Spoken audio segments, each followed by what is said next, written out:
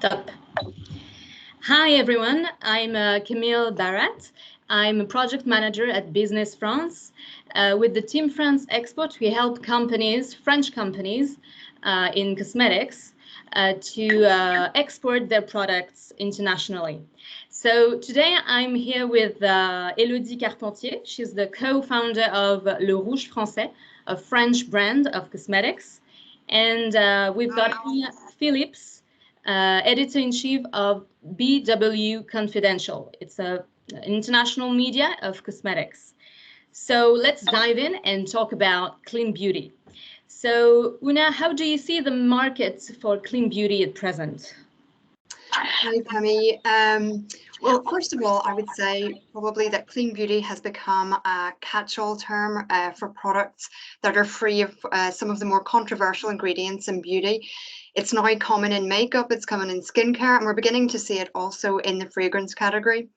This trend, it's in line with consumers' general desires and needs today, who are paying a lot more attention to what's in their products, whether it be food, whether it be cosmetics, fragrance, etc., and how that impacts their health. And it's also joined to increased demand for transparency in general.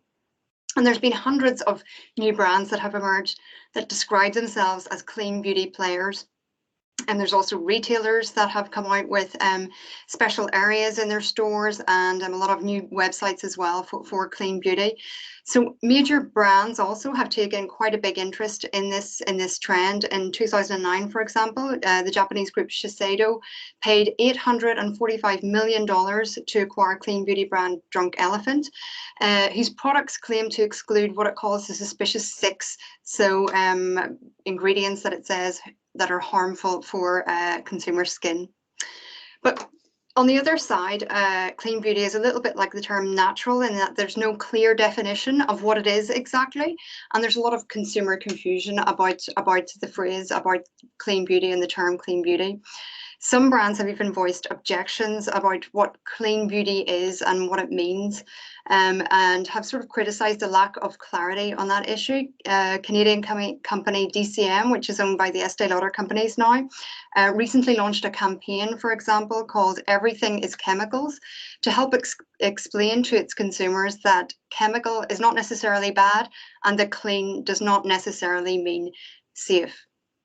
So that's my sort of roundup of how the clean beauty market looks at the moment.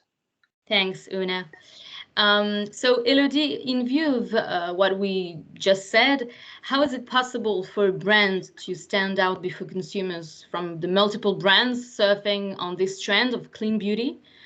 You probably have to maybe simplify your message to consumers. Can you tell us how you do that? Yeah, sure. So definitely for a brand like Le Rouge Français, clean beauty is a really important statement. But as Onag said, we need to go further. And the objective is really, the awareness of people with this COVID crisis and sanitary awareness. And also, the new application, people can scan the ingredients and can really go further in the education to know more about the ingredients.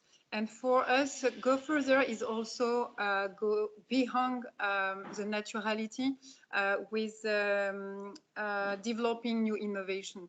We had the chance to patent a lot of great innovation, and the major one, a worldwide innovation using dyeing plants as a pigment for makeup, is really a revolution. And without that, we find alternative to petrochemical ingredients, but also to not sustainable ingredients like natural one, mica, or minerals that you take under the ground, but which are not sustainable for our planet. So the objective in clean beauty is really to have a focus on health for women.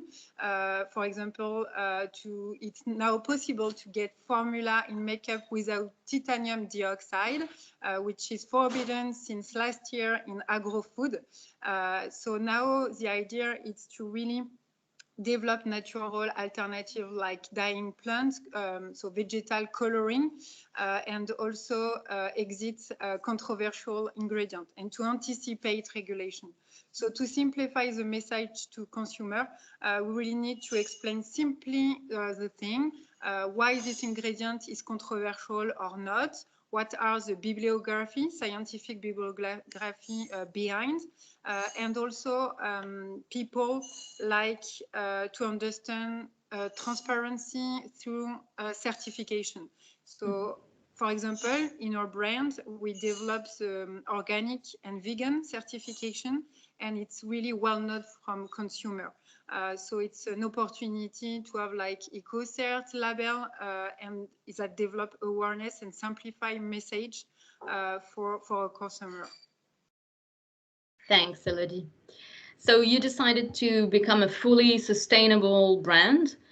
So including your packaging is sustainable. The product is also refillable. A lot of brands are looking to develop this new way of consuming, but it may not be able. It may not be already common for consumers. What is your opinion on the use of refillable products? Do you think it's just a matter of time? What is the future of this beauty gesture? So it's my turn, yeah. So in fact, it's true that it's important to really make any compromise in your development and to go further also in the packaging, to respect biodiversity and to have materials that are really sustainable, and to decrease the footprint impact on our planet. So to really get this trend, it's important to be refillable, and refill should be a must-have today. So if we take some example, it's true that big brands like Gucci or the new Hermes lipstick launch, or even Dior now make their new launch product with the refill standard. So for us, as a Le Rouge Français brand, refill, it's a must-have. And we decided also to get a biosourced material made from castor oil. So we patent this really transparent, like crystal, you know, packaging, and it's coming from castor oil, really pure, and you can make this material recyclable in addition to refill. So our let's say your formulation are certified organic by EcoCert label, but also the packaging, making that really refillable and recyclable and biosourced like a vegetable. So we can now have the opportunity on the makeup market to find vegetal pigments, vegetal formulation, organic, but also to have this philosophy in your packaging. And this makes a lot of change because people, when they purchase their products, they are really aligned in terms of commitment for the planet, not only health, but also for the planet and the next generation. Right. So let's talk about distribution then. You're present in France and abroad. How are those clean beauty brands with refillable products included in the distribution system? And can you tell us a bit more about your experience in that matter? Elodie. Yeah, sure. So in the distribution system, we saw a lot of retailer becoming more and more green. Now they want to have green corner for attracting more and more people. It's important in terms of purchasing selection to get some criteria like to have a local sourcing ingredient. The made in France is really important for a purchaser in retails. and it's also an additional added value and argument for consumer. But also, you know, in US or in Asia, people like the luxury, the premium positioning and elegance à la française. So from our French country. They want now to have also experience, not only products, you know, behind a desk, but they want advice for a total makeup look, and also, you know, to match with your dress, with your hair, your eyes, color, and so on. They also want to have like a phygital experience, so in physical environments, but also digital. For example, in Le Rouge Français, we developed an Instagram filter to choose your shade of lipstick and also of mascara. So like that, you're sure that you can have a pre-selection before to go in physical environments. We saw big brands that develop also a green corner in digital in order to really mix sustainability commitment for the planet, but also digital innovation and beauty of the future. So this is why gives the credibility of future brand in the beauty. Thanks, Elodie. So back to you, Una. How do you see the distribution of clean beauty brands at the moment? Well, as Elodie said, you know, there are a lot more retailers that are creating specific areas devoted to clean beauty and really kind of highlighting that area in their stores. So it's easy for consumers to see, and, you know, consumers who are interested in their ingredients and transparency, they can go directly there and look at those brands and buy them. There's also a lot of websites that we're seeing now cropping up, you know, that are specifically for clean beauty and that have clean beauty guidelines as well. So that's quite big. And even in some of the big marketplaces, we're seeing clean beauty sections within those in the digital arena. If we look at what's happening in sustainability, you can see that there's been a number of moves. I think even just over the past few weeks, if you look at the number of moves that retailers have made to really highlight sustainable products in their stores, such as Printemps with its sustainable eco labels, you know, specifics to sustainable corners, that type of thing, new initiatives, recycling areas in stores, etc. I'm just curious whether clean beauty will follow that. I'm not sure if the retailers will continue to separate out those brands and if they will be really merchandised separately in the generalist beauty stores, because there is sort of the underlying feeling that, okay, if those are the clean beauty brands, then all of the other ones in the stores, what are they? I kind of see, I'm wondering how they can position themselves there. You know, this is our offer, but we have clean beauty and we have beauty that's not clean or dirty. So I think you know, there may be something to reconcile there. That's when I'm talking about the generalist beauty retailers. Obviously, then there are those retailers that will take a stand and say we are only clean beauty. For example, Credo Beauty in the United States. So I think it will be interesting to see how it evolves, whether it remains a sort of a niche area within some of the stores, or how that will, if beauty retailers will begin to take more of a stance and say, okay, we are, you know, really imposing clean beauty on certain categories or products, etc. Thanks, Una. So after, just to Elodie, just to share a last experience with retailer, it's true that you have, for example, a traditional perfume store where they want more clean corner and green corner, but without any compromise on luxury and premium aspect and vision. And what we develop, and it's in our DNA as a makeup brand, it's to talk more about traceability on our sourcing of products. And this is a way to really make a starification of our ingredients, and not only, you know, the lipstick or the mascara, the product, but also the dyeing plants linked to the culture, the ancestral culture. So like that, people can see really raw material in front of them. They can touch it. They can travel around the world and discover different cultures. So it's where perfume stores are becoming more and more, you know, in the inspiration environment and to go really inside of ingredients. And after, what we saw also is the regulation is becoming more and more strict, and this retailer needs to follow the regulation. For example, we have a really good positioning in spa and luxury hotel with our premium makeup brand. And in this hotel, you know, for example, amenities or little gifts that you get in your bedroom needs to be now with packaging really recyclable, full recyclable. And a lot of big brands can't commit now to that. And neither retailer. So it's an opportunity for new startup and indie brands like us.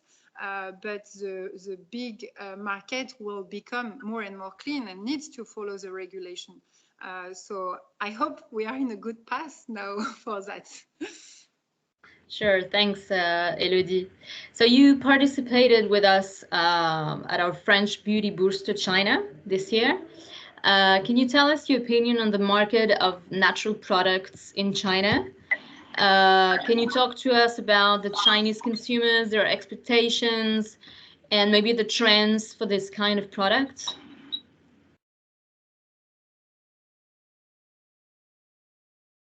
Yes. Yeah, sure. So in China, let's say the natural product is forever or since ever, sorry, in their DNA, because ancestral culture, you know, for example, in makeup with geisha, with natural products and dyeing plants, is there in the country, in Japanese, in China, in Korea since ever. But after the, you know, the country become more and more rich, and people wanted also to have a part of big French brands with in the luxury world. And buying a lipstick from big brand is meaning élégance à la française. It's something that people like, and luxury is the first criteria today, and still one important top one criteria. But naturality, organic also is the second one now. And for example, you know, the KOL Chinese environment, so what we call the key opinion leaders that selling product, who selling products on stream, on live streaming, are now selecting products that are more and more green and without any controversial ingredient, with certification like organics one, because it's also a way to put in front of their communities their own value, not only the value of the product or the brand behind, but their own value. And they are sharing really this transparency with their community. And it's the same for physical retailer now in China, more and more.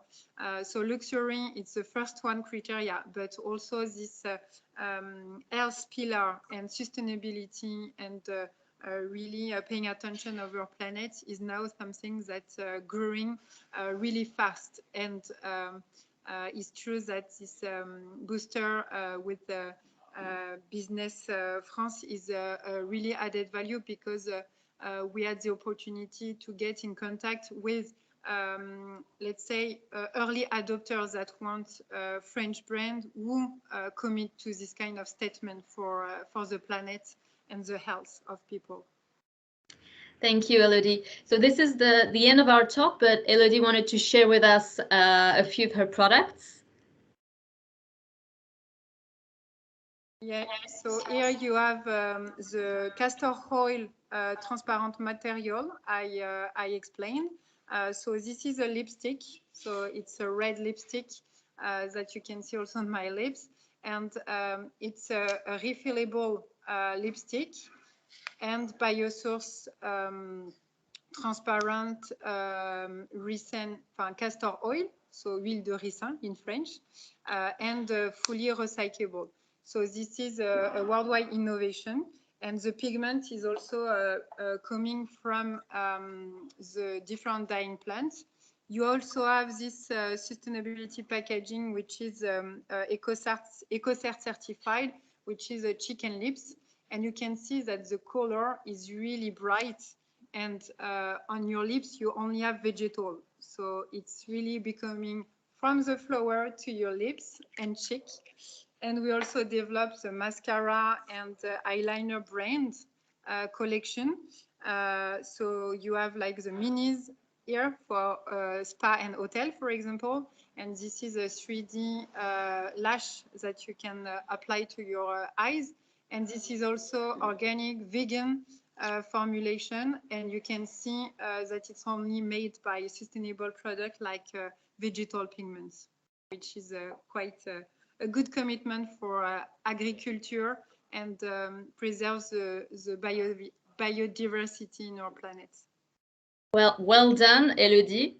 Thank you so much for sharing. Thank you, Una. This is the end of our webinar. Don't hesitate to come at our booth on the exhibition at Cosmetic 360. We are at the Team France Export booth. So we'll see you there. And thank you to you too. Bye-bye. Thank you. Bye. Bye. Thank you.